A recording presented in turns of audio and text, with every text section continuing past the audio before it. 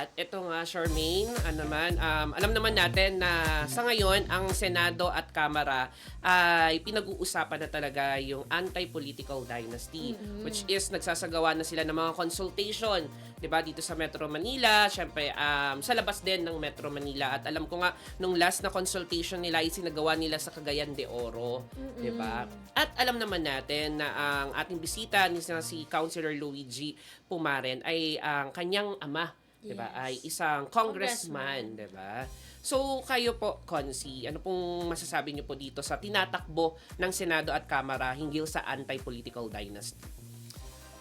Para sa akin po, hindi ko po muna i-deny kung saan po nanggaling. Kagaya po ng sinabi po ninyo, yung tatay ko po, public servant po din siya, and I believe yung track record niya speaks for itself. Para po sa akin, yung importante po ay dapat may sistema po at pananagutan. Hindi lang po dapat natin titingnan yung mga apelyido po ng ating mga public servants. Kung hindi po, ano po yung ginagawa po nila? Ano po yung nagagawa nila para sa mga constituents po nila? Para sa bansa po? Paano po na gagamit po yung pondo? And it's important we hold them accountable po na wala pong misuse. So sa mga public servants, dapat important po yan. Pero